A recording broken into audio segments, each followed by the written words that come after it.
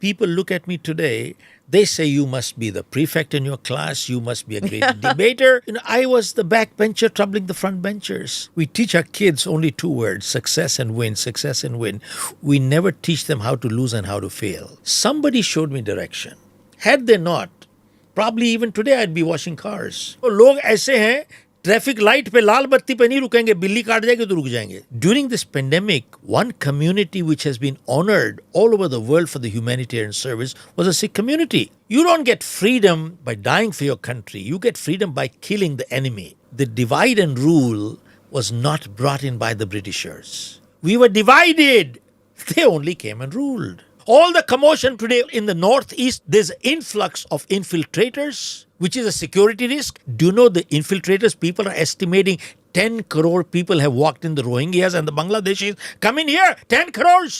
Did anybody check? Nobody can check. Have you been to Pakistan? No, I have not been there and I have no desire to go. At partition time, there were almost 22% Hindus and Christians there.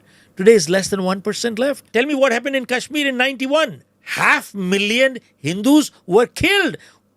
Did they do any wrong? Were they criminals? No, the only fault was they were Hindus. There are people who go there, Babaji, kya kare, Babaji. Baba kehta hai, beta, preet karo. One Baba is selling preet. दूसरा बाबा कहता है बेटा हनी करो तीसरा बाबा हनी प्रीत mix करके बेच रहा है If it is so easy to get Shani in, Shani out, why don't we send Shani to Pakistan and destroy all the terrorists there? Marwa do.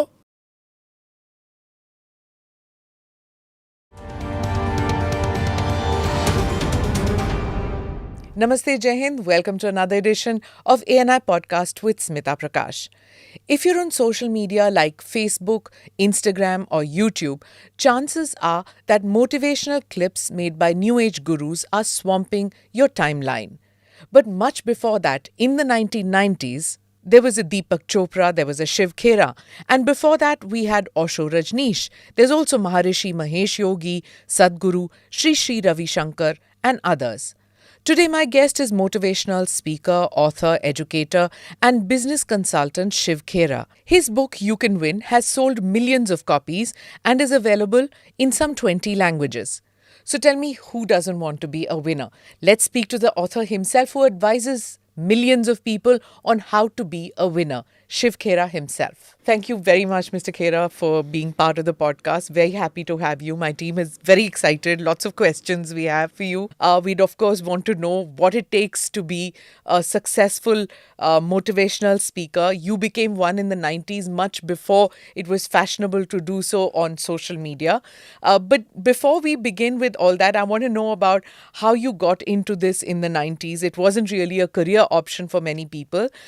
You were an insurance salesman, as you told many people in some of your programs that you've conducted. So let's go back and do a flashback. Well, Smita, to begin with, let me share with you, I don't know of anybody who is not motivated, including the lazy bum who doesn't want to do anything is motivated to do nothing. Right. So somewhere or the other, we are all motivated, including the people who do right or do wrong or don't do anything. So they're motivated. So that's one part.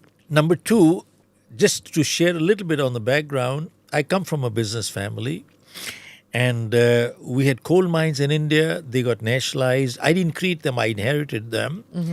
And after the mines got nationalized, we literally came on the street. Street means street. Now, some people had money. That's the 70s for kids who don't know about nationalization and, what happened. That's in the 70s, right? 1973. 73. And that was just about 4 weeks after I got married. Coal mines? Yeah, they were nationalized. And we came on the street. Some families had money, we did not. My father had died when I had just about finishing college. And we were left with the liabilities and the assets were gone. And I remember a year later, my daughter was born. And I sold some of the last piece of my mother's jewelry to get released from the hospital. I did not have $10 to buy milk that night. I tried my hands on 3 businesses with no money and I failed in all 3. And finally, November 13, 1975, I left India, went to Toronto. And since I'm not that educated, even in school, I wasn't the brightest kid. I was the backbencher, troubling the front benchers. I used to jump off the walls. I did my schooling from Barakamba Modern School, right from there. And Oh, not in the Dhanbad in Bihar where the coal mine was. No. no. My Oh. schooling was in Delhi. Delhi. Okay. College was in SRCC, and the schooling was in modern school in Barakamba. And I failed in my 10th, Okay. just to let you know. But interestingly... That should make all our viewers know that, okay, here's a successful man who's had a kind of a rough schooling years, but still look at him. He's an achiever, sure, for sure. Well, Okay, thanks go a ahead. lot. Well, when I went to Canada, I started life with a bucket in my hand washing cars door to door. Okay. For about a year and a half, I was washing cars on the street. And then totally by accident, I got into selling life insurance, which in my opinion was the best thing that ever happened to me in my life. You know why I say that? Because, you see, we teach our kids, our current generation, and I'm guilty myself, we teach our kids only two words, success and win, success and win. We never teach them how to lose and how to fail. And failing is a reality. Life always does not go up, up, up, up for everybody. It doesn't happen that way. Yeah. But you see, we never teach our kids how to face a failure or a loss in life, how to lose. We only teach them how to win. And then when failure comes, which happens to all of us, Sure. they don't know how to handle it. They go into deep depressions, commit suicides, and so on. And that is the sad part. So when I joined life insurance, within 3 months, my manager called me to fire me for non-performance. Now, at that time, I told him, I said, look, I'm not an educated person. I'm a BCom third division, failed in my 10th. That's my academics. And I said, I got a handicap. How do you expect performance out of me? Smita, at that point, I'm talking of 47 years ago, somebody spoke very harshly to me, and I'm glad he did. Later on, I realized it was not anger, it was concern. And he said to me that day, you shut up and listen to me. He shouted at me. You shut up and listen to me. He said, you don't have a handicap, you have a bad attitude. And he said, it is people like you who not only ruin their own lives, but they also ruin their family's life too. And he says, do you know who has a handicap in life? He said, the doctor, engineer, attorney, accountant, they all have handicaps. I said, boy, I never heard that one. How do they have handicaps? He said, go check out all over the world. It is generally true, exceptions different. They all have chosen, they feel they're stuck. They all have chosen, they feel they're stuck. And he said to me, you haven't chosen your field, don't you see the world is open to you? I said, Joe, I never thought from that point of view. And he said, now that you're fired, he said, you got all the time to think, said, leave my office. I left his office 47 years ago that day. And that evening, there was a program in Toronto by Dr. Norman Vincent Peale, the man who wrote the book Power of Positive Thinking. I went into that program. Had to pay $39, which I didn't have. And there were about 1,000 people. And Dr. Peale was 85 years of age. His height was just probably 5 feet or 5'1". And with the kind of confidence, self-confidence that he had, he looked at everybody, but that self-confidence had humility. Okay. Because I learned one thing. Confidence that does not have humility is called arrogance. And he looked at everybody and he said, it appears nobody here has a problem. You people appear so cool and calm. Then he asked, does anybody have a problem? Now, who doesn't have a problem? So everybody raised their hand. Then Dr. Peale said, how many people would like to get rid of their problem? Again, everybody raised their hand. Then Dr. Peale said, while I was coming here, I came across a place where I saw some people lying down, all relaxed, comfortable. They had no problem whatsoever. How many people would like to know where that place is? So again, everybody raised their hand. And Dr. Peale said, 2 blocks away from here, there is a cemetery. There are people lying there, stretched out, comfortable, totally relaxed. They have no problem whatsoever. How many people would like to get rid of their problem? Nobody raised their hand. Everybody put their hand in the pocket. Right. And then Dr. Peale said, which was very profound, he said, remember, problem is a sign of life. So long as we are alive, we shall have problems.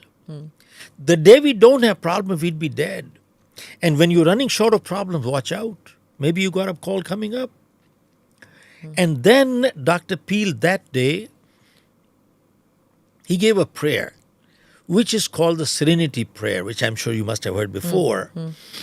And in my opinion, it is the gist of life. And since the past 47 years, I have never left my home without this prayer. And it goes this way.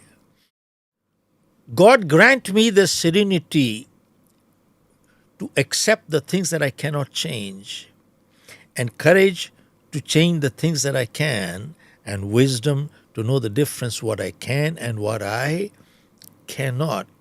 Look at this. If you analyze this little prayer, dissect it, God grant me the serenity to accept the things that I cannot change. Now tell me, the question is, can we change everything in this world to suit ourselves? Answer is no. Can we mold and manipulate things in this world to suit ourselves? Answer is no. There are many, many things beyond, such as, I didn't choose my parents, neither did you. I didn't decide where I was going to be born, neither did you. If this is the color of my skin, my height, there's nothing I can do about it. And granted, sometimes bad things happen to good people for no fault of their own. What wrong did they do? And sometimes people are born deformed. What wrong did they do? Who knows? See, there are things we just cannot change. And many times in life, we keep fighting the things we just cannot change, and we bring stress into our lives, and we become paralyzed. Okay. So if I cannot change, let me accept it graciously, not grudgingly. And if I can change, then give me the courage to do it, and wisdom to know the difference what I can and what I cannot.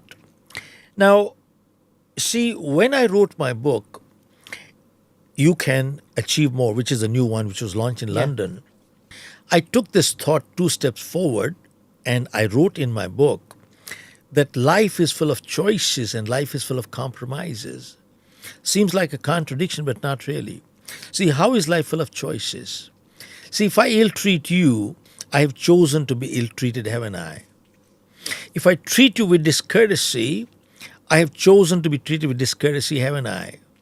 If I light up a cigarette, I have chosen to invite cancer, haven't I? See, if I drink and drive, I have chosen to invite an accident, haven't I? If I exercise every day, I have chosen to invite good health, haven't I? And you see, if I eat too much every day, I've chosen to be obese, haven't I? And if I tell lies, I have chosen to lose my credibility, haven't I? See, life is full of choices. So, Now, important thing is, we are all free to the point of choice. But after we make our choices, the choice controls the chooser. We have no more choice. How is life full of choices? right. I just covered that. And how is life full of compromises? As somebody said, well, in life, we cannot choose the cards that are dealt to us. What we can choose how we play the game. Okay. And that is true. Now, many times, especially the press people ask me that, Mr. Khera, that people who are successful, don't they make mistakes? And people who fail in life, don't they do positive things in life? So my answer is that people who succeed, they do make mistakes. But keep in mind, making a mistake once in a while does not bring failure. Repeating the same mistake again and again is what brings failure. Okay. And similarly, doing something positive once in a while does not bring success. Repeating the same positive behavior again and again is what brings success. Now, How is that different, sir, than, the two things? One is about the choice and the prayer that you see. Every time I've heard that prayer, I've always wondered what is the difference between that and a fatalistic attitude or a fatalism where you say that bas likha hai, so I can't change. Naseeb mein jo likha hai wahi milega kyunki I can't change what most things in life. So, ज़रूरत से ज़्यादा वक्त से कम नहीं मिलने वाला. You grow up listening to these kind of homilies which are told to you when you're young and you want to change and you want to do things and you're told, calm down. There's no need to rush. It will come to you if it is to come to you.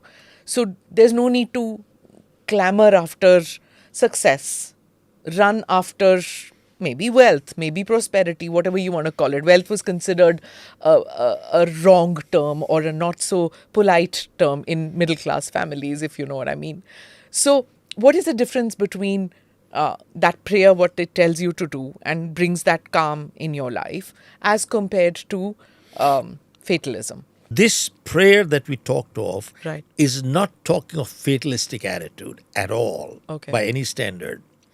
See, it says, if you analyze, if I cannot change, let me accept it graciously, not grudgingly. Example, I can't change my parents. I can't decide where I was born. It's already the past. If the color of my skin, there's nothing I can do. The pandemic came for 2.5 years. Everything came to a standstill. There's nothing I can do about it. Right. Okay, so is that fatalistic? No. Now you want to keep fighting and bring stress and fall sick? Up to your choice. Yeah. Keep in mind, and then you see the incomplete prayer, if you interpret, that is what says, समय से पहले किस्मत से ज़्यादा कुछ नहीं मिल सकता. That's fatalistic attitude. Yeah. No, but that's not what we're talking about. What we need to be wise enough to understand what I can and what I cannot. And based on that, we take our decisions. It gives you objectivity. How do you decide? How do you make choices? Right. Okay, that is the key. Series of positive choices in life is called success, and series of negative choices in life is called failure. I'll share with you an example. After I attended Dr. Peel's program, I went back to my manager and I said, Joe, give me one more shot. Don't fire me. I said, if you fire me today, I don't know where to go. And the only place I know where to go is go back to washing cars. And I said, I don't want to do it anymore. I have a little daughter. I make one commitment. I will not let you down because of my effort.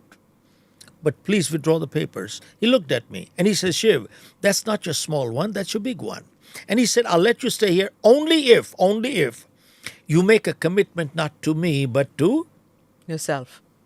yourself. I'll let you stay. Smita, I made a commitment that day. He withdrew the papers. And that year I went ahead, sold over $1 million. Nice. Next year, 3 million. Year after, 5 million. Moved on to the US. Got into 3 businesses. I bought out a company out of California in 1984. Started with the New Jersey operation with no clients. And I sold my company with close to 500 clients for a decent sum. Now, why do I share my life with you? Well, one very important reason is that I kept failing all my life and kept blaming the whole world for my failure, not realizing that I was my own biggest problem. See, nothing changed outside. Something changed inside, and the direction in my life changed. And that is the key. And I'm going to come back to this one Did you thing. have self-doubts when you were doing all these things? Tons and tons of self-doubt. Nice to know that Shiv Khera has self-doubts. You know something? People look at me today, they say you must be the prefect in your class, you must be a great debater. I was the backbencher troubling the front benchers. In my 8th grade, out of 6 or 7 subjects, I failed in all except one. So my principal called me and said, Shiv, you're paying too much attention on one subject. In my 8th grade, out of 28 kids, I was number 27 because the 28th was absent. No kidding. That's hilarious. But interestingly, I used to jump off the wall. I used to go to President Bodyguard to play polo. I mean, I was totally the troublemaker. But bottom line came in was, this was one lesson. And second lesson I learned was, when my manager said to me, you shut up and listen to me, that day I understood one thing, that sometimes in life, you got to be unkind to be kind.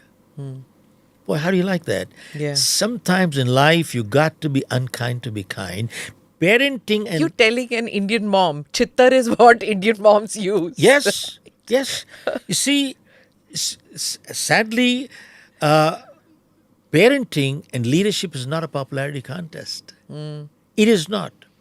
And the third thing I learned was, you see, Smita, all our appointments were made 1 week in advance. Okay. This is the insurance company. Insurance company. Okay. But interestingly, I address maybe 100, 200,000 people every year. I find that more than 90% people don't have appointments made 1 week in advance. Yeah. And I say so clearly that if a person wakes up in the morning and you start thinking, let me see what I have to do today, you are unemployed with a job. You are unemployed with a job. And most important thing that I'm coming to is, I was on 100% commission. I wouldn't get any money If you if didn't I sell. didn't sell. And I had no money anyway. Yeah. Now, I was on commission, but I saw some people in the company, they were getting salaries, but they were not doing the job. That's the time I learned the difference between making money versus earning money. Okay. Making money is criminal, earning money is spiritual. And how do you define earning money? And what is the difference between the two? See, when you earn money, you put your energy and ethics behind it. 2 words, energy and Ethics. ethics behind it. And that is the crucial part. And sadly today, most people want to make money, very few want to earn it. And that is the difference. Khera's surname, it's a Punjabi surname. Are you a partition affected family? Did your family come from undivided India? My grandparents did. They came from the frontier province.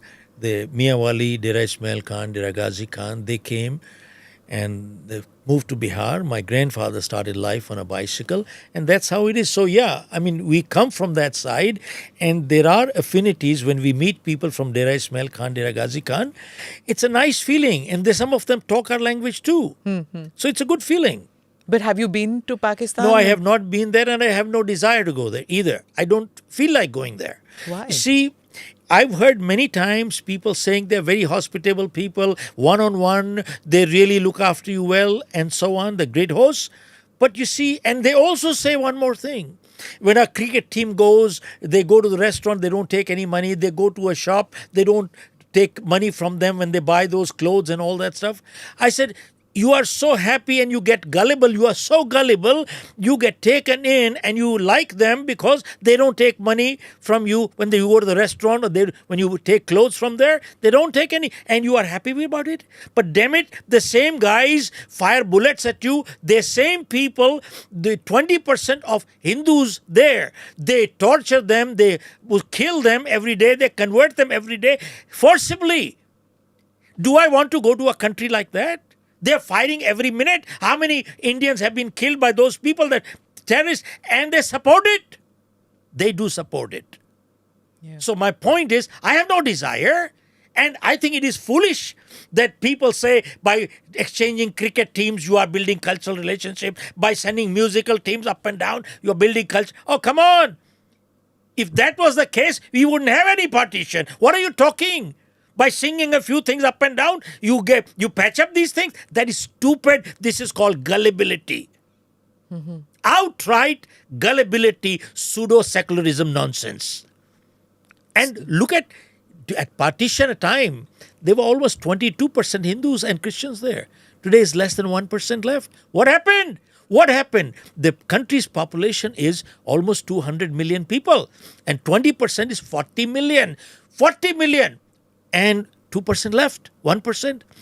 Can you imagine 38 million have disappeared? This is worse than the Holocaust that took place in Germany. 38 million people are dead, converted, killed. Something happened. You want to visit that country? I hate it. And we're not the same people. Because I hate it. Absolutely. It doesn't make any sense. I don't care, one-on-one they feed you all kind of good stuff and you get taken in. Stupidity. So this ikko hi gal hai, ikko hi log hai hum. That's all. कोई eco नहीं है ने कोई eco है ही नहीं. We are not echo. It is total rubbish and nonsense.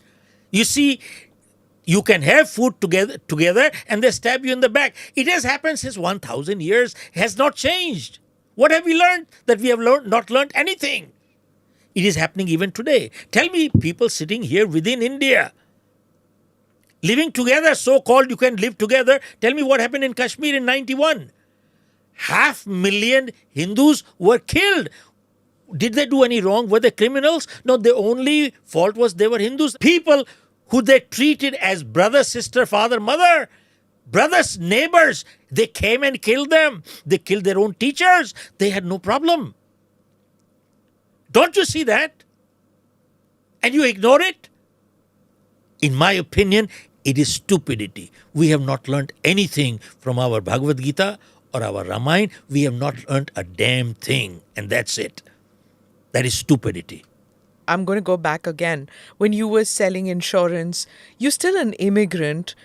Your accent is different and you're in the 80s. It's not now. Now I guess Americans are exposed to more. I was in the 70s at that This time. is in the that 70s. Was 70s, yeah. Yeah, in the 70s. And it's not as if you were educated in America. How did you sell? It's hard, right, to speak the same language, to have that finesse in knowing the skills. You were not trained for it. Of course not.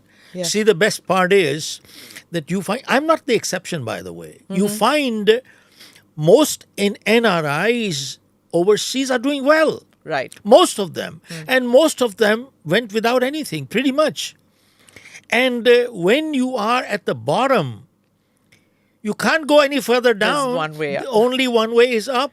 Yes, correct. And in those countries, if you cannot do well, you can't blame the country there. Let me tell you this. Okay. You can't blame the country. And there are also many immigrants, Indians who went there. They are basically making a living. They are surviving. But very few have really hit it big. But there are enough who have done well. So one has to understand. I'll share with you. You see, I was coming to making money versus earning money. There was a survey done by a Gallup company in US, which said 63% of people who go to work, they're disengaged. Means they don't do their job. Yeah. An additional 24% are actively disengaged, which means they make sure that others also don't do their job. That leaves only 13% of people who go to work actually do work. Only 13% of people who go to work actually do work. Tell me, is this not an integrity issue? It is. Big time. Yes. Big time. And that's what we talk in our program, our leadership programs. Wages without work amounts to stealing. And the same study, Gallup, said one more thing, that today with social media, many people who go to work, they spend 2 to 3 hours per day in the personal social media. Is that what we're getting paid for? Yeah.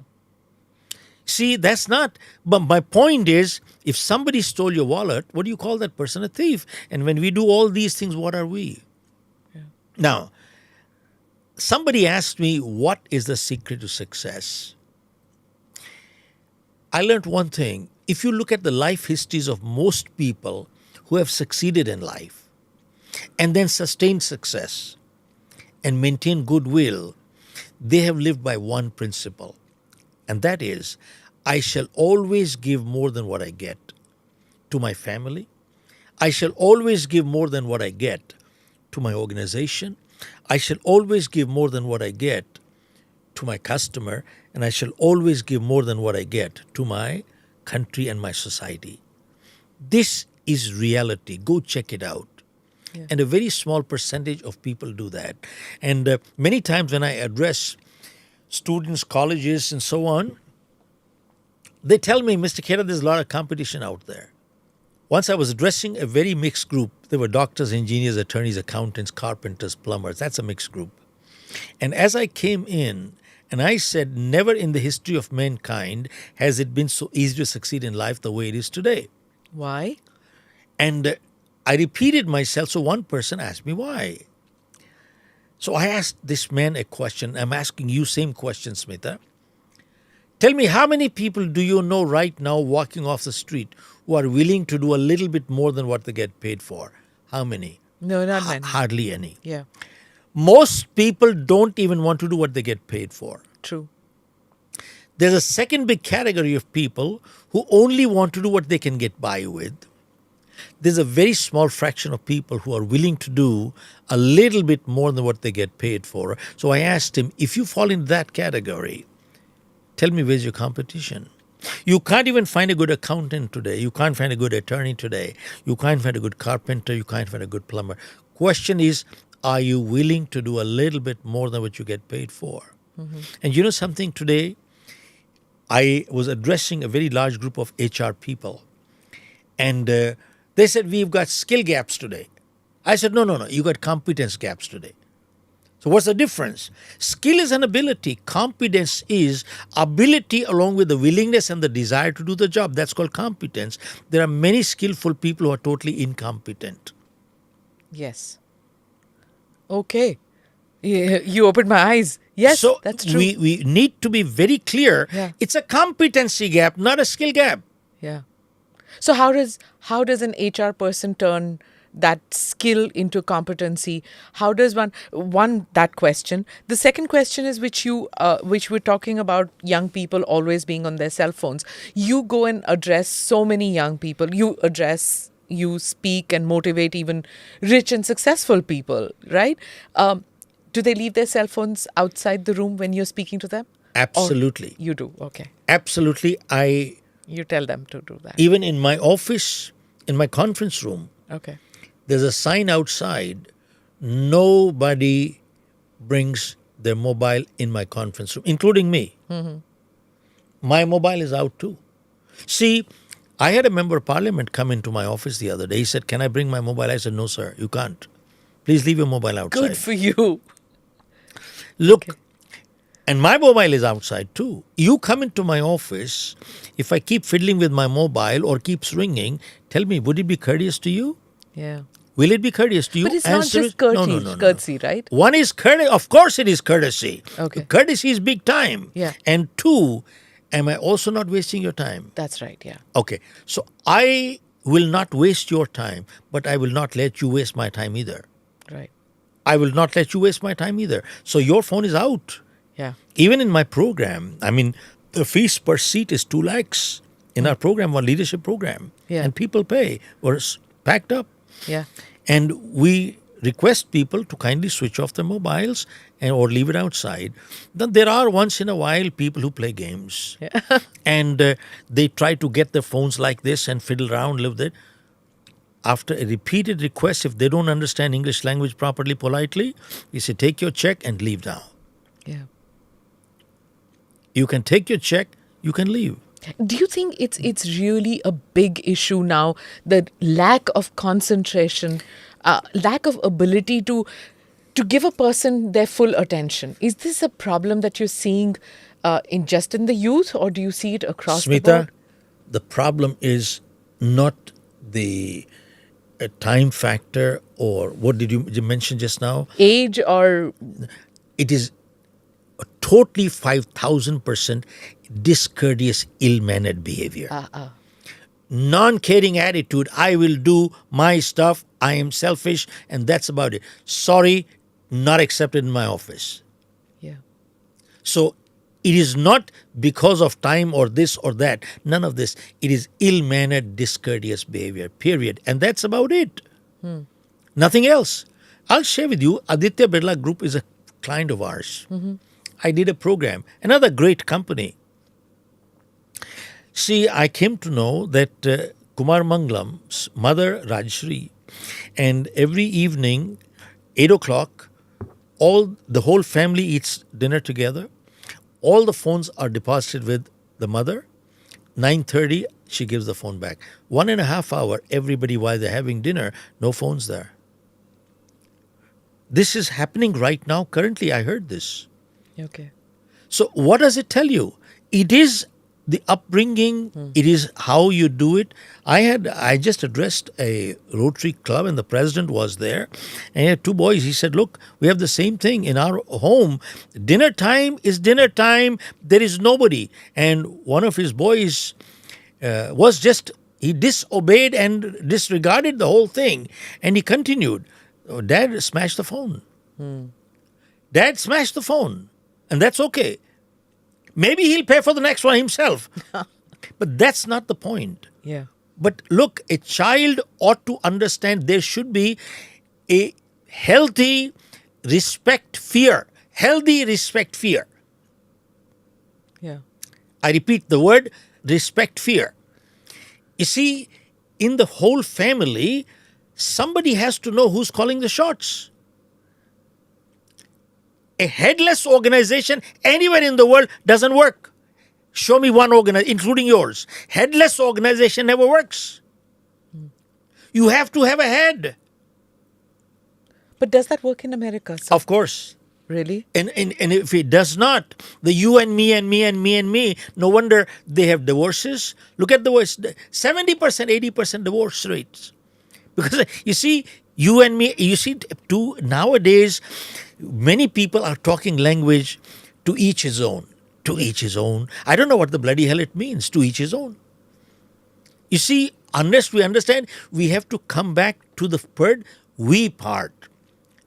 And subjectivity of values. Your values are different, my values are different. So you do what you want, and I do what I want. No, it doesn't make sense. There is something called universal value and something called eternal value. There is a commonality here. Okay. How can it not be? Do you see that commonality? Because you give lectures in so many countries. Do you see a commonality of values when you go to, say, East Asia, when you come to India, when you go to the US, when you are, in all these countries? Is there something common between all of us? Smita, I'm doing at least 20 odd countries I've been working now. Yeah. And people ask me, don't you see cultural differences? I find more similarities than differences.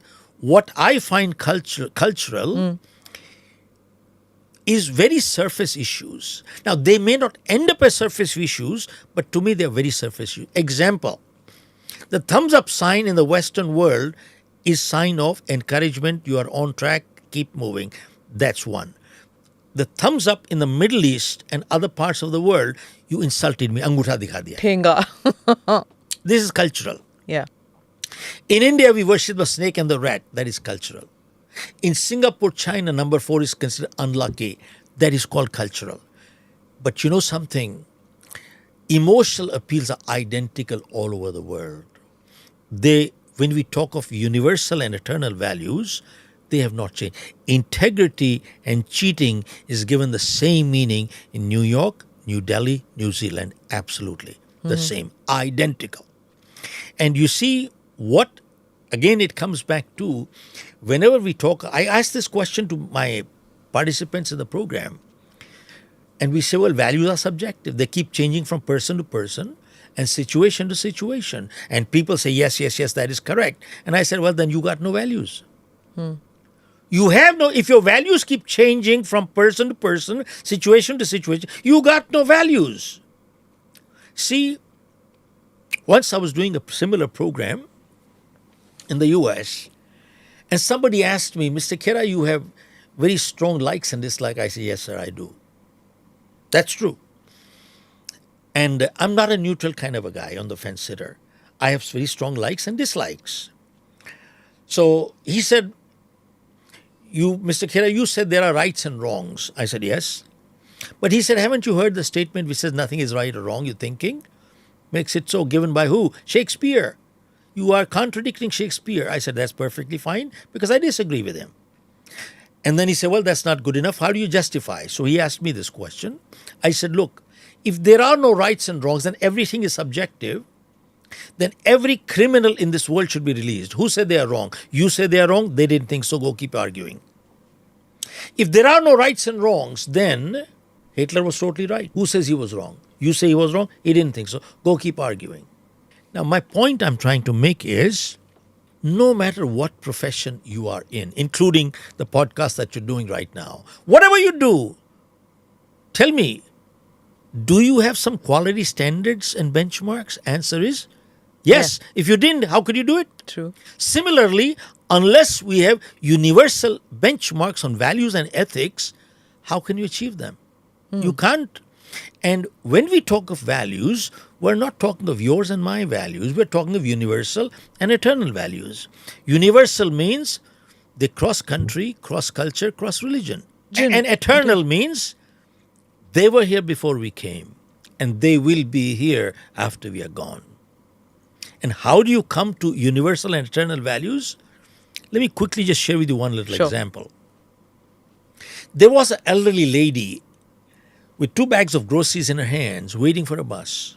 Right behind her was a big boy also waiting for the bus. The bus came. They both got on the platform. The bus was totally packed. There was only one seat available at the far end. And the lady started moving to get that seat. This big boy came from behind, threw his big arm around the lady, and took a big step and a big step and took that seat. This lady fell on the floor. Her bags of groceries got scattered, and she was lying totally helpless. Now, there were many passengers in the bus. One of them was a sophisticated lady. She started thinking how clumsy of this boy. She's looking at the etiquette manners. There's a lawyer in the bus who thinks there must be a law against this kind of behavior. He's looking at the legality. There's a surgeon in the bus who thinks this lady must have broken 3 ribs. He's looking from a surgical perspective. And fourth, there was a psychiatrist who thinks this boy is psychotic, needs mental help. Look at this. 4 people thinking 4 different ways. Manners, legality, surgically, mentally. Not one of them asked this question, was this behavior right or wrong? Now, why don't we ask that question? Because when we do, we become judgmental. Now, let me ask you, if your values are clear, what's wrong in being judgmental? Now, my question is, 2 questions to you. One, should this boy have behaved like this with this lady? Answer is No. no. Should anyone behave like this with anybody? No. That's universal. The moment you answered no to the second question, should anyone behave like this with anybody, you said no, that's universal. You know something, Smita, clarifying values is not that difficult. Are you aware that every doctor that graduates has to take an oath of Hippocrates? Yes. How old is that oath? 2,000 years. Have you read that oath? It is only 1.5 paragraphs. Yes. That's it? Because it's universal. Okay. 2, every lawyer has to take an oath of code of conduct. Every judge, every IAS officer, IPS officer, every legislator, they all have to take an oath. How long is that oath? 5 lines. Yeah. If you look at it carefully, do you need any more values than that one? You know something? Clarifying values is not tough. We choose not to clarify because we don't have the guts to face up to them after clarifying. So we choose to remain confused, so you never have to face. This is called escapist behavior, and lying and cheating to yourself, and nothing else. I'm going to come back to your life. When you decided to become a motivational speaker, when did you decide that? And 2, you did that, in the late 70s, I'm guessing, right? When you decided to do this, or early 80s. When you decided to write the book, when you decided to speak to people, motivate them, how come? And did people come to you and say, "Mere to Guruji hain, main to unse seekhti hu," ya fir, my book tells me to do it, if it's Islam, Christianity, Hinduism?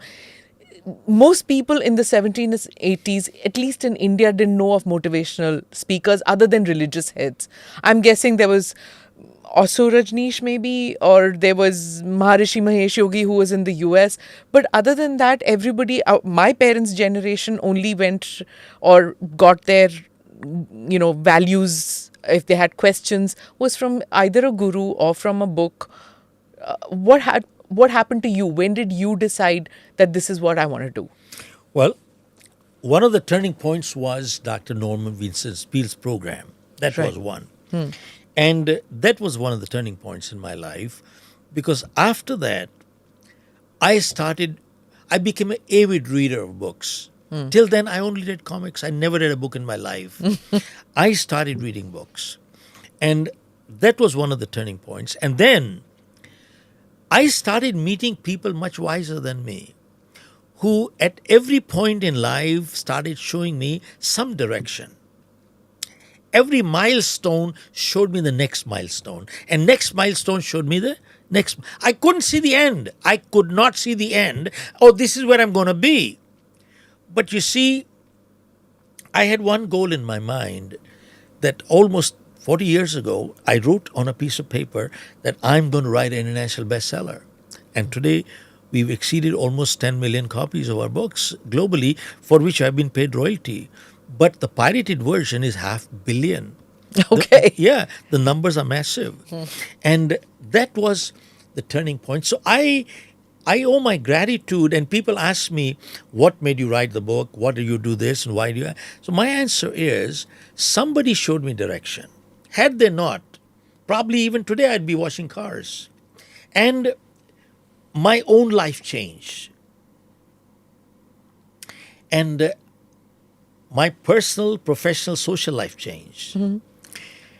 That's the time I started thinking to myself that somebody showed me direction. It's my turn to give back. So I started volunteering my time in the U.S. with the maximum security prisons in the jails in the U.S. I started volunteering there. I started teaching them attitude, self-esteem programs in the jails. And maximum security prisons are not small-time criminals. They're big-time. I started teaching there. And then I saw life change there in the jails. And then I said, let me take it to the corporate world. And that's the time I took it out, and God was kind, and one of my first clients was Lufthansa. How come they didn't tell you, oh, here comes an Indian, you're going to teach us meditation, yoga? That's what the 70s and 80s was about, isn't it? No, not really. Not really.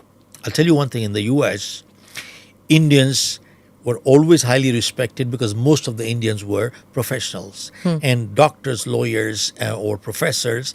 And people at that point, at that position, they are always looked at respectfully as mentors. Hence, it was not considered that, who's this guy? It was Okay. not. And that a lot depends on how you go and what you do. You see, keep in mind, I was teaching, but keep in mind, if a person is not a good student, you can never be a good teacher. I repeat myself, only a good student can be a good teacher. Otherwise, you can't be a good teacher. So the moment it comes down to your head that I know it, now I'm going to give it to you, no, that's not it. And many times people say, look, I started from nothing, I'm a self-made man. Oh, that's rubbish. There's nobody called self-made man. There's no such thing as somebody made a contribution to my life. That's what took me. My parents did it, my teacher did it, and the people my mentors did it. They all contributed today where I am. So there is no such thing, I'm a self-made man. Oh, that's rubbish. Somewhere somebody helped us. And that's where we need to understand there ought to be some level of gratitude and putting it back into the system. Would you tell, because now reading is not really something that kids do. You said books made a lot of difference. What did you read, and what do you tell children now? Children, I mean young people, especially those who are watching the podcast.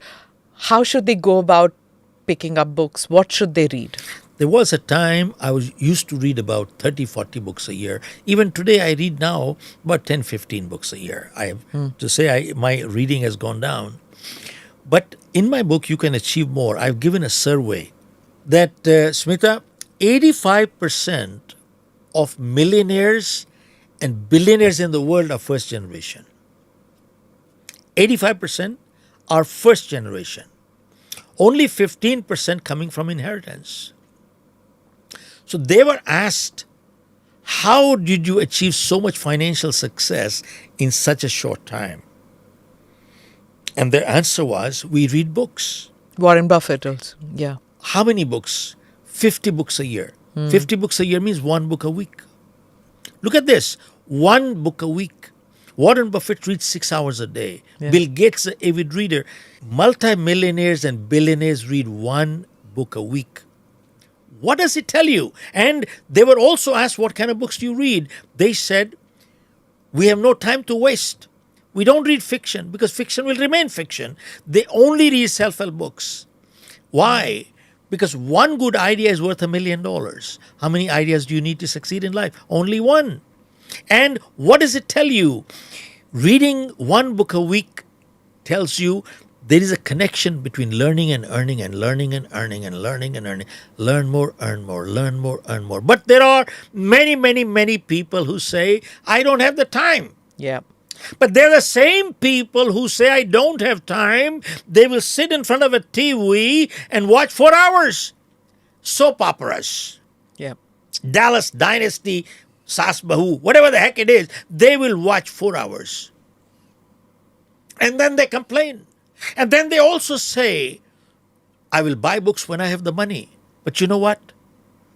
Biggest excuse. Today you can go to any library and get any book in the world for free. But they won't do it. And you know what they say? I'm unlucky. And interestingly, sometimes people say, well, I will borrow a book, I'll share a book with somebody. I've learned one thing, that a serious reader never borrows or lends books, never. Many times people tell me, Mr. Khera, I can lend you a book. It's a good one. I said, don't lend it. Either give it to me, gift it to me, sell it to me. Don't lend it to me. Why? I won't give it back to you. Why? Because when I read a book, I always underline, make notes on the side. Why? Yes, I do that too. Because I learned one thing, that reading a good book once is not good enough. You revisit it. Yes, ma'am. And I revisit, I only look at all that stuff at that point of time. There are books I've read 6, 7, 8 times. Arrow Electronics is a client of ours. It's a $26 billion company in the US. During the pandemic peak period, they celebrated a bumper quarter of $2 billion in sales. And they celebrated with awards function and they invited me to address. I asked him, I said, people are going under and you are booming right now. How is that? So he said, Mr. Khera, probably you don't recall, 10 years ago, I attended your program, leadership program. And he said, you had a stall at the back, you had a store, you were selling books and tapes. He said, I bought your shop. I said, what do you mean you bought my shop? He said, I have about 700-800 people working for me here. And he said, I bought your book and gave it to everybody. And he said, it has become a ritual that everybody reads a book once a year. And he said, I've read your book 20 times. And he said to me, if you ever forget a paragraph from your own book, call me, I'll tell you which page it is on. Ah, interesting. I know it. How flattering also. No, but interestingly, he said, when I took as a managing director, we had 2% market share. He said, today we have 20% market share. Amazing. And he said, reading a good book once is not good enough.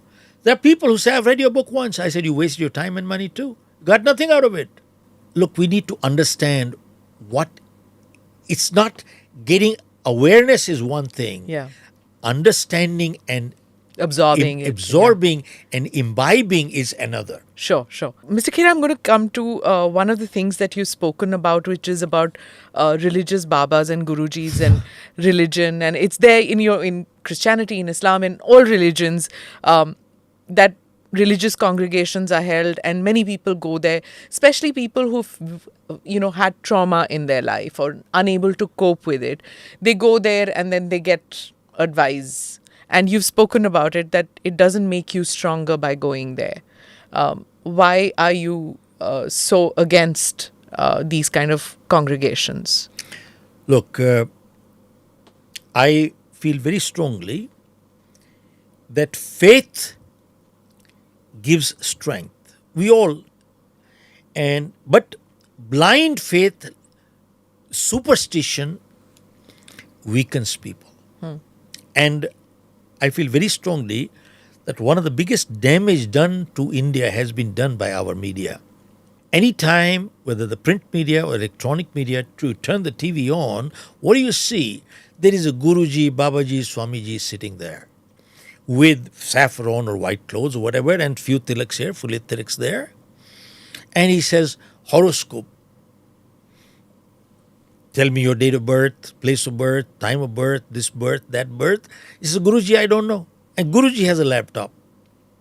And he does tick, tick, tick, tick, tick, tick, tick, tick, tick. And he says, Som Mangal mein baith gaya, Mangal Budh mein baith gaya, Budh Brahspati mein baith gaya, Palana baith gaya. Manglik ho gaye. Now the guy is scared. How do I get rid of the Manglik business here? Are kele ke ped se शादी कर लो, people के पेड़ से शादी कर लो. Then he says, Shani चढ़ गया. तो बोले शनि को उतारने का उपाय क्या है? बोले काला रुमाल लो, उसमें काली दाल डालो, फिर काला काजल लगाओ, फिर काले बाल वाला खोजो, 7 बारी भोपड़ी में घुमाओ, काला कुत्ता खोजो, काला बर्तन खोजो. This is what is going on. My question to you is, if it is so easy to get Shani in, Shani out, Shani in, Shani out. Why don't we send Shani to Pakistan and destroy all the terrorists there? Marwa do. If it is so easy to get Shani in, Shani out, why don't we send Shani to Ladakh? China se larwa do. My question to you is, why does Shani permanently stay in India only, never goes to Australia, New Zealand, never goes to anywhere, permanently sitting here? Smita, you brought this point, and I'm glad you did. Why I say this is, if you read the life history of Swami Vivekanand, Dayanand, Guru Nanak, they never believed in all these things, and in fact, they actually fought against it. Go check out Sikh families. They don't tally any horoscope before marriage. There is no Manglik. There is no Shubh Mahurat for a wedding. Do you know every Sikh wedding is done on a Sunday? Sunday doesn't sit right, they do it on a Saturday. Saturday doesn't sit right, they do it on a Friday. My own children, they got married on a Sunday, Sikh rites. In fact, they fought against it. And let me share, you talked about people, how they go in herds to such places. There are people who go there, Babaji, Babaji, kya kare, Babaji, Babaji. A Baba कहता है बेटा प्रीत करो, प्रीत करो, प्रीत करो. One Baba is selling प्रीत, प्रीत, प्रीत. दूसरा बाबा कहता है बेटा हनी करो, हनी करो, हनी करो. तीसरा बाबा हनी प्रीत मिक्स करके बेच रहा है. You see, all through the process. And I saw one Baba, he was asking people, jalebi खाई थी कल नहीं खाई थी, कल ने गोलगप्पे खाए थे नहीं खाए थे. This is what is going on. You tell me, is this what is making sense? It is weakening people. I saw one man wearing rings in all 10 fingers here. I said, 10 नीचे भी पहना है क्या? What is it? I will share with you. But you see this only in India? No. Look, superstition is all over the world. But let me come back to India. As far as I'm concerned, I care about my country, Right. India. Okay. I don't give a damn what they do. Okay. Let me get my own house in order. Important thing is that there was an article in India Today. It was January issue of 2018. Astrology and superstition. He said because of superstition, natural childbirth in many parts of India has gone down by 80%. 80%. And especially they quoted South India, Bangalore, Hyderabad, Madras. You can check it, Google it now. 80% of childbirth there is done through C-section operation. Why? Rahu Kal mein nahi hona chahiye. Yeah. Somebody, astrologer, said this is a good time to pull out the kid. You tell me one thing, what is going on? Now, let me come back to two further things to you. Look, we need to accept responsibility. Life always does not go up. It comes down too. And when it comes down, people who accept responsibility, they analyze the situation and they ask themselves a question. If a similar situation came again, will I behave the same way? If the answer is yes, you haven't learned anything. If the answer is no, they analyze and say, all right, this is what I will do different. But people who are not going to learn anything or who are not willing to accept responsibility, you know what they say? My stars are not favoring me. And that's about it. They will never analyze and accept responsibility. They will always blame the stars. I'll share with you one example. Once I was going to the airport and the driver hit the brake so hard, the car came to a screeching halt. So I asked him what happened. He said, साहब बिल्ली रास्ता काट गई. साहब देखो लोग ऐसे हैं ट्रैफिक लाइट पे लाल बत्ती पे नहीं रुकेंगे, बिल्ली काट जाएगी तो रुक जाएंगे. ओके. आई आस्क्ड हिम कि क्या हो गया भाई, बिल्ली रास्ता काट गई. तो बोले साहब ये अपशगुन है, कुछ नुकसान हो जाएगा, गाड़ी रोक देता हूँ. तो मैंने कहा भाई अगर हमारी फ्लाइट मिस होगी तो बहुत नुकसान हो जाएगा. आई आस्क्ड हिम कब तक गाड़ी रोकोगे? बोले साहब जब तक दूसरा कोई नहीं निकल जाता. तो मैंने कहा उसका नुकसान हो जाएगा. बोले that's his problem. Then I asked him this one question. I said, supposing मान लीजिए आप 15 गज पहले होते और बिल्ली निकल चुकी होती और आपने अगर बिल्ली को ना देखा होता, in that case आप ही की गाड़ी पहली होती. In that case फिर क्या होता? साहब look at this. He talked as if he was an authority on बिल्ली. He said, साहब, in that case, बिल्ली की power कम हो जाती है साहब. Acha. Okay. Look at this. You know, educated people, But MBA, sir, agar PhDs ye, are doing such things they would today. exactly. That's what I was coming to. That even, I mean, people that you think won't believe in that would believe in it. So when you go to these religious congregations, any religious किसी भी बाबा के पास, किसी भी हकीम के पास चले जाओ, if he tells you कि उसको, give this to kala kutta or whatever, they do it. And it's not just India, it's in Pakistan, it's in China, it's everywhere that they do it. What are they supposed to do? How do you tell people that, not to believe in नहीं, this? नहीं, देखिए मैं आपको छोटी सी बात. It's conditioning also, right? Of course it is. Let me come back to you. You see, today I find most temple goers today, they go there more out of fear than out of faith. See, most people go to temples out of fear than out of faith. I feel very strongly that some people ask me what was things that influenced you in life the most. The life history of 10 Sikh gurus, they influenced me a lot. Because what I like about them is they had clarity. 2, they stood for integrity. 3, they never shied away from picking the weapon to fight for it. They never shied away to fight for it with weapon. Okay? With the result, I look at what is a Sikhi. In fact, during this pandemic, what came out so strong all over the world, one community which has been honored all over the world for the humanitarian service was a Sikh community. Why? Because a Sikhi stands for caring, sharing, daring. 3 words. They care, they share, sharing, and they are daring, they have the guts and courage to fight, which is important because Sikhi stands on 3 pillars. 1, Nam Jap, one Chak, Kiratkar. Nam Jap is formless God, there is one God.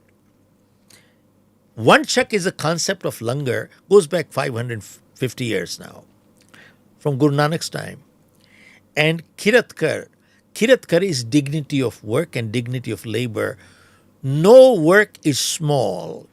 If you make an honorable living, no work is small. No work. Smita, let me ask you, have you ever seen a Sikh beggar in this world? None. There is not even one. You know why you don't see it? Because there is none. They will be without hands or without feet, but they will still not beg. They'll clean your bathroom, they'll clean your toilet, they'll clean your shoes, but they won't beg. This is not ego. This is humility. No work is small. This is dignity of labor. And one more thing is, I'll share with you, I believe it happened in Canada, I'm not sure exactly where. A man was caught stealing bread from a bakery. He was brought to the judge. And the judge said, did you steal? He said, yes, I did. Why did you steal? He said, well, my family was hungry and I couldn't tolerate that. So the judge said, well, you have committed a crime, so you have to be punished. So $10, but the man didn't have $10 anyway. So the judge pulled out $10 from his pocket and put it in the fine. But then he told the man that, look, next time when you are hungry or your children are hungry,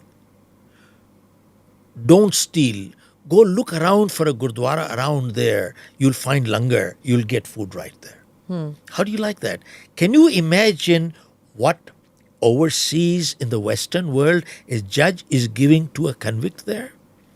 Go to a langar, don't steal. And also, look at the uniting factor. In Sikhs, there is no caste.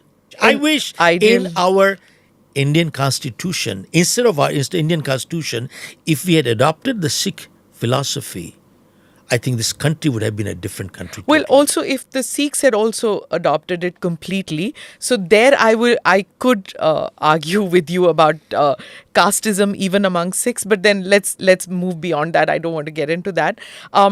You spoke about the Sikhs picking up the arms if need be to for a good cause, right? For protection of somebody who's not, who doesn't have the ability to fight for his rights. It's in the Sikh faith to defend his rights, the subjugated, regardless of which religion the subjugated person might be. Now, I had on the show an author called J. Sai Deepak who said that Hinduism had it too, which is the Kshatriya spirit, which is that if there is something wrong, it's there in the Gita and it's there in many holy books. But over the years, what happened was that families taught their children that humility, tolerance, acceptance, forgiveness, these are values which should be promoted, which should be practiced. And Hindus lost that Kshatriya spirit in them. And that is why we got invaded by foreign invaders and we had foreign rulers. So it's necessary to rejuvenate that Kshatriya spirit within you. Do you think that that is in this day and age where there's so much violence all around? How does one get that balance with humility, forgiveness, tolerance, and the Kshatriya spirit? Let me put a counter question to you. Is forgiveness always a virtue? No, need not be. It yeah. is, in my opinion, many ways it is stupidity, immaturity. See, there are many people who apologize and seek forgiveness. Some people seek forgiveness because they mean it. Some people seek forgiveness to buy time to come and attack you stronger. If you go through and you just talked about picking up arms, tell me, did Ram not pick up arms? Did Bhagavad Gita, the Lord Krishna, did he not tell Arjun to pick up arms, to fight? We very strongly and proudly say, मैं तो अपने देश के लिए मरने को तैयार हूँ, मैं तो देश के लिए मरने को तैयार हूँ. It is a supreme sacrifice we are willing to give. That is the spirit behind it. Okay. And which is fine. But a great general once said, I believe it was Eisenhower or somebody who said, you don't get freedom by dying for your country. You get freedom by killing the enemy. Right. You never get freedom by dying for your nation. You always get freedom by killing the enemy. Yeah. You have to kill. A good soldier is not willing to die only, but is willing to kill also the enemy. Now, go back and continuing this, Bhagavad Gita. When Karan was struggling with the wheel, at that time, Krishna said to Arjun, fire and kill him. What did Arjun say? He said, it goes against my principle of bravery to fire at an unarmed person. What did Lord Krishna say at that time? You are foolish. He is not unarmed. He is disarmed. He has been disarmed by your strength. He is not unarmed. 5 minutes ago, he was firing at you. You'd be dead. Yeah. He is not unarmed. He has been disarmed by your strength. Fire and kill him. There is no compromise, no forgiveness. Kill him. And he killed. Tell me, we've been listening to the Bhagavad Gitas and the Ramayans for ages and ages and ages. What have we learned? We have learned only this, that we have not learned anything. This is what we are talking about. Now, why go that far? You just use the word tolerance. Let me come back. Once I was doing a program and a few thousand people, and after I finished, the one person came from the audience and asked me, Mr. Khera, are you a Gandhian? You might have heard this somewhere, that it's been going on the WhatsApp. On the WhatsApp, yes. Okay. Are you a Gandhian? So I learned one thing, that before you answer a question, Smita, one, you should clarify the question, and two, sometimes the best answer to a question is a question. So I asked him, sir, can you explain to me who is a Gandhian, what are the principles of being a Gandhian, what are the pillars of being a Gandhian? So the man thought, and he said, well, Gandhi stood on 3 pillars. 1, with love you can win everybody, and 2, tolerance, and 3, non-violence. 3 pillars of Gandhi. Then he asked me, are you a Gandhian? So I don't know what came to my mind. I said, look, I've been living in the US for the past 47 years, but I am an Indian, and we respect our epics like the Ramayana, Bhagavad Gita, Guru Granth Sahib, and the Bhagavad Gita, and so on. I've not read them, but I've heard them. Look at the life history of 10 Sikh gurus. Guru Gobind Singh Sahib, when the Mughals were forcibly converting into Islam, was he able to win with love? Answer is no. Did he say, I will tolerate your terrorism? He said no. Did he pull out the weapon and he fought? That was violence. Of course, he did. So he was not a Gandhian either. I said, you have read the scriptures. Show me one place in your scriptures where it says that when the enemy is auctioning the respect and dignity of your women and children, where does it say at that time that you should go to the temple and do bhajan, kirtan and meditation? Where does it say at that time? That's the time to fight. Not fighting is stupidity and cowardice. See, that is outright cowardice Okay. and stupidity. And I said, be clear, I am not a Gandhian. I am not a Gandhian. And today, when you were talking of Sai Deepak, and he talked that we've lost that spirit, that's true. We have actually lost that spirit. We have become passive. And we have become soft targets for anybody, anywhere. In fact, yesterday, they invited me to address on the NewsX TV regarding Oppenheimer. Okay. On the movie that where on the sex scene he pulled out Bhagavad Gita, and while having sex they are reading the Bhagavad Gita. That's right. And they said some people took objections, some people so-called pseudo-secularism who are liberal, they say, oh, why should you be upset about it? You should not. It should be taken freedom of speech. You should be cool about it. Yeah. I said, oh yeah, that's the problem. That's the problem. You have become passive people. You can let anybody. Can anybody? Can the they Quran. depict with Quran and Bible there? They dare not. They dare not. He said we should be cool about it. I said be cool, but don't be cold about it. I take objection to it. Of course. But they said, well, he probably didn't know. I said, he didn't know, but he still messed up.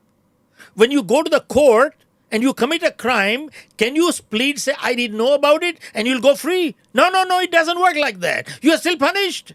So look, we have become soft targets. Do you think uniform civil code is something that the country should go for? Absolutely. I mean, you tell me, in the mid-50s, they changed the Hindu marriage code. Yes. Well, what's wrong with that? I mean, and there are many Muslim countries who don't even have polygamy. And tell me one thing, even in Pakistan, by the way, are you aware that there is a minimum marriageable age of 18 in Sindh? Yeah. But why not here? But here, it is puberty. Yeah. A 9-year-old girl can get married. You tell me one thing, even in Muslim countries, they have a minimum marriageable age of 18. In this country, why not? Polygamy in many Muslim countries is not there. Why is here? You see, you know something? The problem is with the pseudo-secular Hindus. The problem is with them. So-called liberal. They are willing go for self-destruction. Willing to go for self-destruction. That is not magnanimity. That is not magnanimity. That is stupidity. I quote, I disagree with Gandhi. Even he said, in fact, that was a point that came in Ranganathan also mentioned about it. Anand, yes. He quoted that Gandhi said that if Muslims come and kill you, don't fight about it. Don't fight. Why? Yeah. Take it easily, lightly. Yeah. Why? This is stupidity. This is called not magnanimity for self-destruction. This is stupidity. Look, I mean, one has to understand where our epics are teaching something else, and they are much bigger and greater than anything else out there.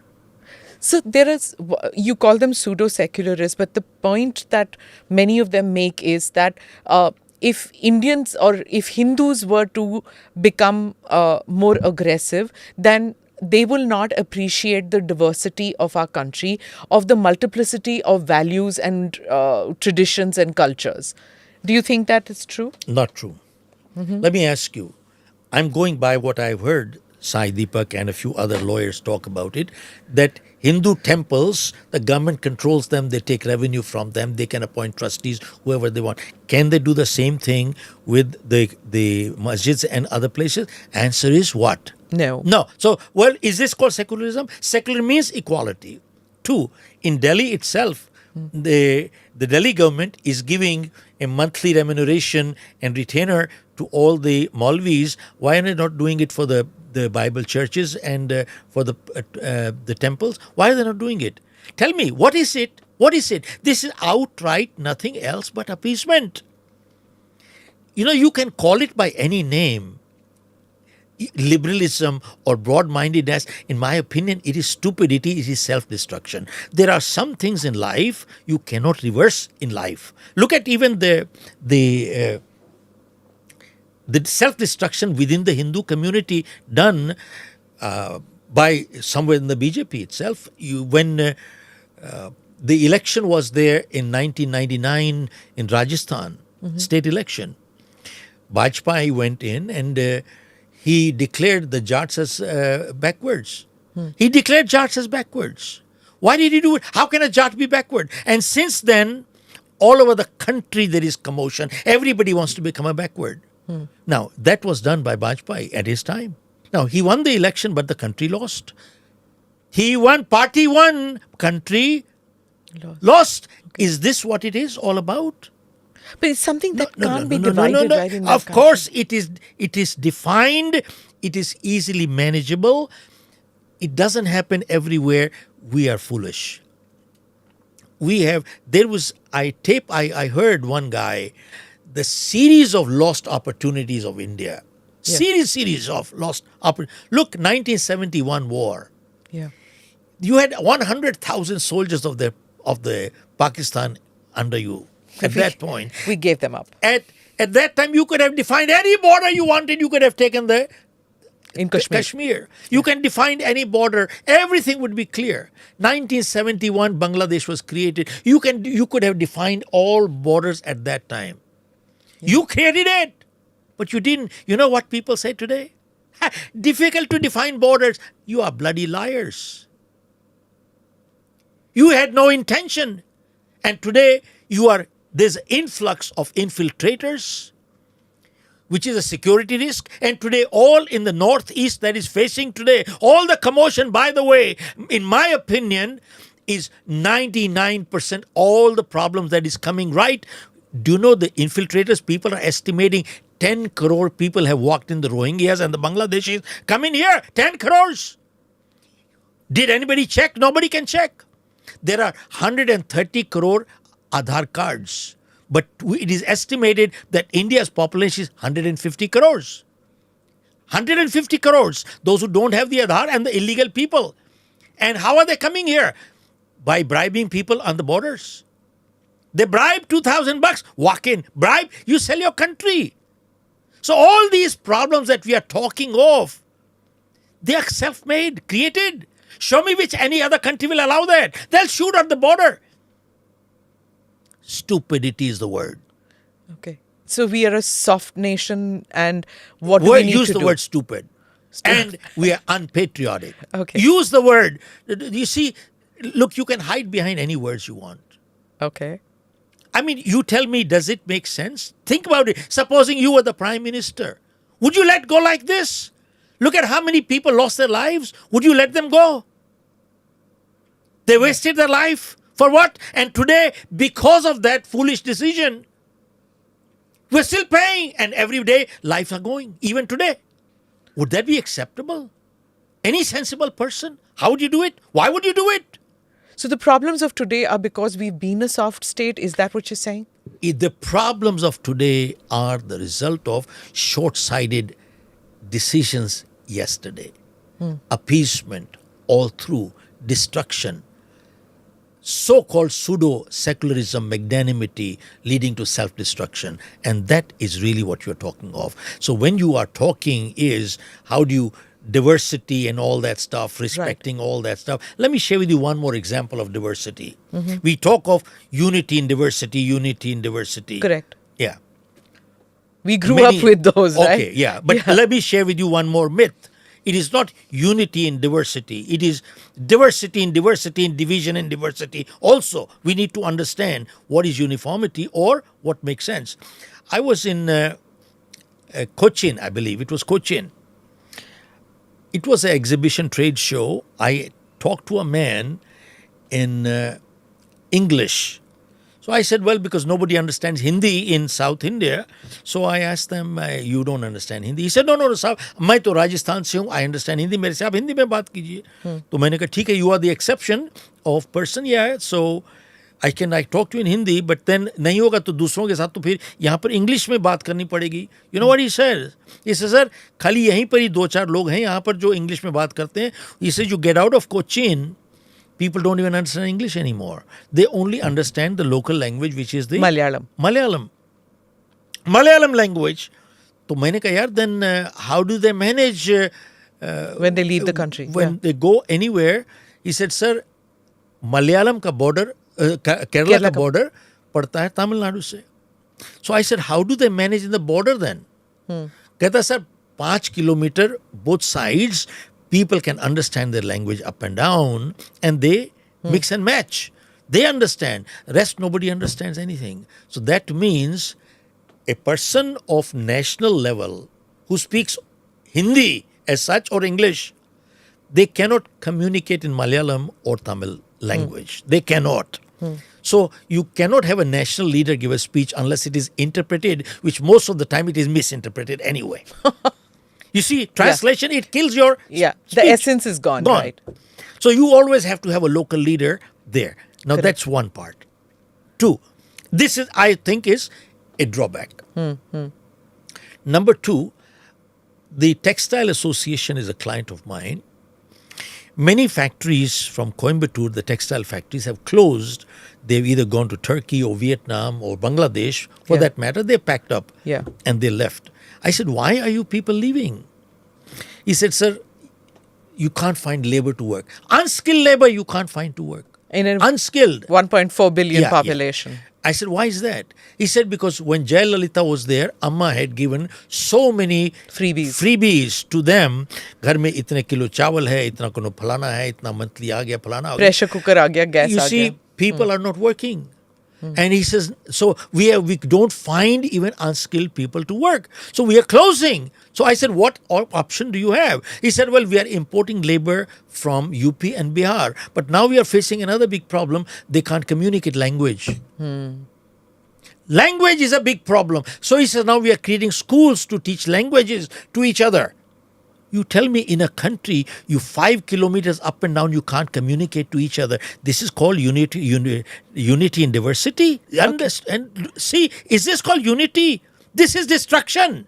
There has to be a common thread amongst all of us to bring together. And sadly today, so-called leaders, politicians today, I hear in Maharashtra, Bengal, the chief minister there and the other people, they give lectures only in their own language, to prove that I am Bangla. Yeah, that parochialism, yes. Yeah, total regionalism out there. And not only that, I've also seen these people saying, you see, Jai Bharat, Jai Hind, and then Jai Maharashtra, and Jai Bombay, and Jai Kolaba. Juhu. Okay, this I've not heard. No, but you tell me one thing. But what does it come to? Jai Maharashtra, Jai Bombay. What? मैं जय वसंत विहार बोलूं? What have we come down to? Yeah. Think about it. You know something, Smita, you laughed. Yeah. But it's no. But you laughed. I could see the pain in your laughter. Yeah. It was not, I'm not making fun, neither are you making fun. Yeah. So there was pain in that laughter. It is sad. Yeah. But that is what it is. And these people think they are so-called regional leaders, and that's all they take pride in. So what is identity then, sir? Like you've been an NRI. So where does that identity issue come? मैं कन्नडिगा हूँ, मैं महाराष्ट्रन हूँ, मैं मुसलमान हूँ, मैं हिंदू हूँ, मैं इंडियन हूँ, मैं भारतीय हूँ. Indian now and India and Bharat are also different now. So what is that identity thing देखिए then? ऐसा है, I was invited to do a program in Ranchi. There were 50,000 people there in the stadium. Very proudly, it was organized by the Ranchi Times or whatever newspaper. Headlines were Jharkhand ka beta aa gaya, Jharkhand ka beta aa gaya, because I was born in Dhanbad. So, very proudly, and I'm grateful to them. The sentiment was positive. So, but every time they kept saying Jharkhand ka beta aa gaya, Jharkhand ka beta aa gaya, Jharkhand ka beta aa gaya, it bothered me too. So when I took the mic, I thanked them for the hospitality. But then I said to them that, look, I'm grateful. Your sentiments I value. But I think we have to go beyond Jharkhand ka beta. You see, Jharkhand, Dhanbad is my Janam Bhumi. But to me, Matrabhumi is more important than Janam Bhumi. Lovely. And I said to them that I was born in Dhanbad. It was Bihar. Now Dhanbad has come into Jharkhand, so I have become a Jharkhandi. And tomorrow Jharkhand breaks into two more, then what will I become? I said, do you have an answer for it? I said, this is the narrow thinking that has destroyed this country, made us slaves for 1,000 years. You see, the divide and rule was not brought in by the Britishers. We were divided. They only came and ruled. Don't you understand? We were divided before they came. And that is the sad part. You can't just keep blaming outsiders. So, we have to come down to reality. I'm going to come down to asking you what most people want to know, because all of us are, I guess, in this day and age of information overload, we are all seeking calm. We are all seeking some kind of sthirta. But is that calm good? Does that calm make one lazy? Or is that calm necessary for becoming a winner? Look, Smita, this is something people say one should not keep chasing and become unrestful and then keep moving around. There should be a level of calmness and inner peace. Inner peace is one should be satisfied, and contentment is crucial. But we must be able to distinguish between being contentment and complacence. Contentment is good. I must be contented at some point and satisfied, but am I complacent? If complacence sets in and they're interchangeably used, we got a problem. That is the time you not only start stagnating, but you start falling down. That is the difference between complacence and contentment. Satisfaction is contentment. Yes, you strive for more. You must. You can't leave your climbing up the ladder ambition. You got to keep moving. Otherwise, you're dying. So we cannot be stable at the same level always. Yes. By default, we fall back. Yeah. So that is really the difference between the two. So, and whenever you move forward, there is a level of discomfort. Anything new, anytime they change. Let me share with you one more thing. In fact, I wrote an article which I'm sending to New York Times for publication. It was published by one of the largest HR magazine in Singapore. See, Mercedes is a client of ours, and one of their senior executives wrote an article that going into the future, our competitors will not be automobile manufacturers, but they will be the Googles and the Amazons. And I wrote the article that with the speed of change, products are getting obsolete the day they're getting launched. And knowledge is getting obsolete within 2 to 3 years. check out engineering graduates. By the time they get to the third and the fourth year, what they learned the first year became obsolete. Yeah. Medical graduates. By the time they get to the fourth and the fifth year, what they learned the first year became obsolete. So it's literally become a cliche. The only constant is change. Yeah. So I started thinking, if the only constant is change, then either we are in deep trouble or there's a great opportunity for those who are prepared. Now, great opportunity for those who are prepared. Question is, how do you prepare for the unknown? How do you prepare? So I wrote an article, is there anything else in this world that is constant? And if there is, why not master the constants? So I wrote in that going to the future, the only people who will succeed in life are those who master three skills. They have never changed. They will never change. They are constant.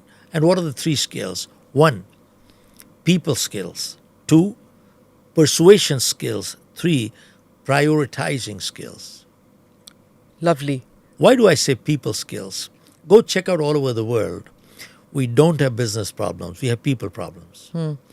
And when we take care of people problems, most of our business problems are automatically resolved. True. 2, through history, our parents, their parents, their parents, their parents. We are hired for our skills, but we are fired for our behavior. Not only as an employer-employee, but even as a consultant, as a vendor, we are fired for our behavior.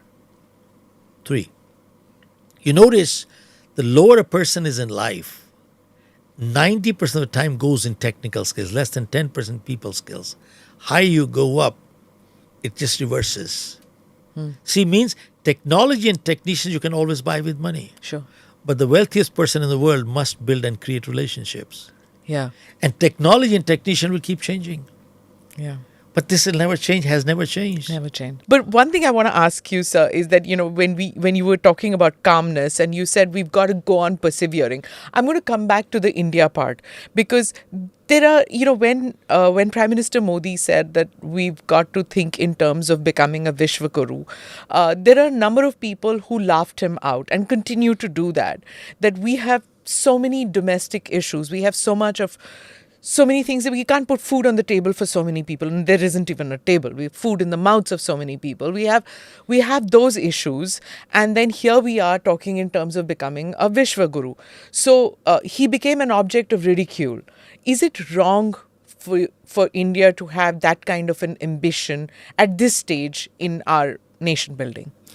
Well, I personally feel that the good that has happened in the last 8-9 years, it's amazing. Look at the Article 370 that is gone and many other things that have come in. But most important thing is, including the economic development, we had only 70 airports. Now we have 70 airports. And look at, we had only 50,000 kilometers of roads. And today we have 500,000 kilometers of roads. So there are many developments that have taken place. Now, important thing is, looking at the globe, we must think globally. Anyway, at the same time, we must act locally too. See, thinking globally, we are living in an interdependent world. Interdependent. There is a lot of interdependence. At the same time, you got to have your independence too. Now, there are many domestic issues, no doubt about that. And I admire and agree with many things that have been done by the Modi administration. But there are many things that are disappointing. I disagree with him and should be done right. For instance, example like GST. I mean, GST becomes due whether you put an invoice or you get money for any first situation, you got to pay. So if you haven't gotten paid, you raised an invoice and you haven't got paid, you got to pay money right now on the money that you have not received. You got to pay tax on the money you have not received. I think there are many other things like this which are hurting. And there are many people who are leaving the country, they're becoming NRIs and so on. I think there are things that need to be straightened out within the country. And along with it, I think this kind of thing that is being perpetuated more and more and more, regionalism and division between the caste and the people, I think that is dividing us. Reservation that is based on caste, which is ridiculous in my opinion. I think it should be economics, not on caste. When does it finish? At the same time, I think India needs to take some very, very strong steps to send back all the infiltrators here. It is a national security issue. It will become a much bigger issue. At some point, if the whole thing goes on the way it is, we will look for another partition during our lifetime. And that will be sad. But we have to be far-sighted enough to understand. So I personally feel there are many issues need to be addressed domestically. And look, after 70 years, our borders are not even demarcated. Yeah. Why not? Are you going to go for another 700 years like this? So there have to be issues that have to be addressed, including our own people. The poverty is one major thing. And healthcare, education. There are so many things that have to be addressed. But at the same time, today, look at the 1 crore toilets being built in the whole country. Boy, that's something, it's a landmark thing. Amazing thing that is done. Do you get asked that when you're in the US? You spend a lot of time in the US. That's home too for you. So do you get asked about all those things, that roads are being built and toilets are being built? Is India different from the India you knew when you left? Oh, they don't need to ask anymore now. They're seeing it already. You know what? 30% of the employees in the NASA and Microsoft are Indians. Look at the major corporations all over the world. They're being headed by Indians. So they don't need to ask. Look at Banga, who's just become the World Bank. World Bank. So they are seeing all this. They're seeing it. They're experiencing it. So they are seeing the change. Globally, people have done well. And I think that makes all of us proud because they have done it with hard work and integrity. They have not cheated people. They have not made empires by cheating others. I think that is a big pride for us. Finally, my question would be that when you visit India or when you come here for work or home or whatever, do you get a sense of hope every time you come, or is there a sense of frustration? It's a mixed feeling. It's a very mixed feeling. See, when you see so many things negligent out there, the corruption levels. Look, the corruption level at the grassroots is still there. See, people are still, the hawker stalls, they still pay haftas and the mainas to the cops and so on. That has not changed, and that is sad. See, we have to change our judicial system. Look at 5 crore cases pending. It takes 25 years. So it is actually a deterrent for an honest person. I mean, these are frustrating things. And by the way, they can be straightened right without any cost. And sadly, I hope this message goes to the PMO. If it does, I'll be happy to share some solutions. In fact, I'm coming up with a 13-point program how to have a better governance and change India for the better. That's wonderful. Thank you so much, Mr. Khera. Thank you so much for speaking with us. And you've given us so much of gyan. I have to unpack all that and listen to this all over again. But it's been an absolute pleasure speaking with you. Grateful, Thank you. Thank you. Thanks. Thank you for watching or listening to this edition of ANI Podcast with Smita Prakash. Do like or subscribe on whichever channel you have seen this or heard this. Namaste. Jai Hind.